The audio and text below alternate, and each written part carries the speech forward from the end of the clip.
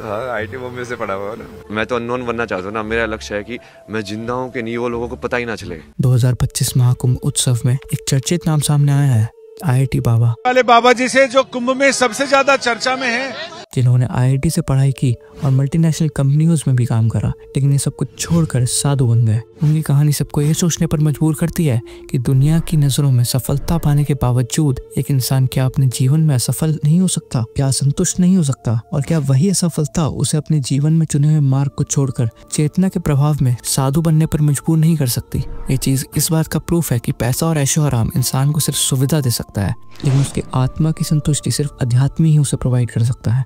आत्म संतुष्टि बाहरी दुनिया के साधनों से नहीं मिलती, उसके लिए एक आंतरिक शांति और ज्ञान की जरूरत होती है, जो कभी कभी लोगों को सब कुछ त्याग कर साधु बनने पर मजबूर कर देता है। बेटा जब बड़ा होता है, जब अपने बाप को मार देता है, जो कहीं ना कहीं नहीं, तब तक तो पुत्र बना रहता है, तब तो वो अडल्ट नहीं बनता है। ऐसे ही एक मिसाल थे मशहूर एक्टर विनोद खन्ना, जो अपनी सफलता के चरम पर ओशो की शरण में जा गए और साधु बन गए।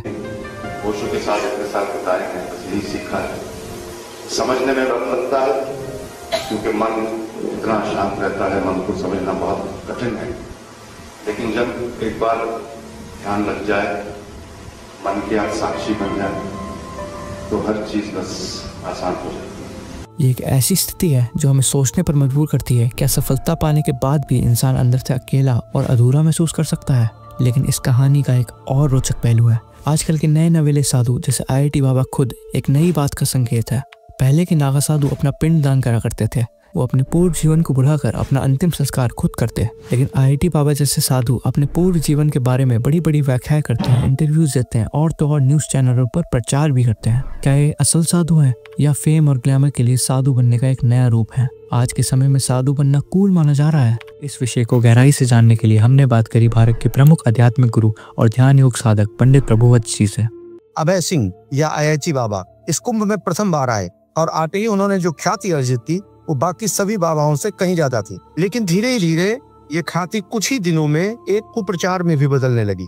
अपनी ही बयानबाजियों में उलझे हुए ये IIT बाबा कभी कभी कुछ ऐसा बोल देते हैं जिसमें ये दर्शाई देने लगता है कि वो कुछ सन की किस्म के हैं। ऐसा बहुत सारे लोगों का मानना है। मीडिया पे जो उनकी क्लिपें हैं उनको आपने देखा तो उसमें कई चीजें ऐसी हैं जिसमें वो अपनी चीजों से पता चलता है कि वो उनमें वो शांति, वो सहजता नहीं है जो साधु में प्राप्त होती है। वो आज भी चीजों को लेकर परेशान है, वो कभी हंसते हैं तो कभी मुरझा जाते हैं। अभय सिंह ये IIT होल्डर बंदा है, तो ये बात तय है कि ये एक बुद्धिजीवी वर्ग से है, एक ब्रिलियंट माइंड व्यक्ति है।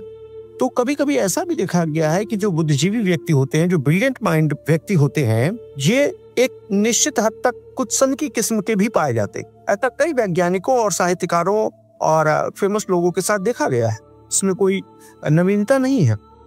IIT बाबा की कहानी से ये बात और भी साफ होती है। तो दोस्तों, ये सोचने वाली बात है कि उन्होंने अपनी IIT की डिग्री और हाई प्रोफाइल कॉर्पोरेट लाइफ होने के बावजूद भी सारी अटेंशन और वायरलिटी एक साधु के रूप में ही पाई।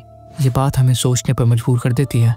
तो क्या है असल में भक्ति और आत्मज्ञान की तलाश है या एक नई तरीके से दुनिया में छा जाने की इच्छा? आखिर ये सोचने वाली बात है। सच्चा साधु वही होता है जो अपने पहचान को त्याग कर सिर्फ भगवान की शरण में चले जाए, बिना किसी मोह माया के। क्या IIT बाबा जैसे लोग इस पर खड़े उतरते हैं या ये सिर्फ ग्लैमर की तलाश का एक नया चलन है? आपका इस पे क्या विचार है? कमेंट करके जरूर बताएं। और अगर आपको भी अपने भारतीय साधु संतों पे गर्व है तो पवित्रम भारत को सब्सक्राइब करें।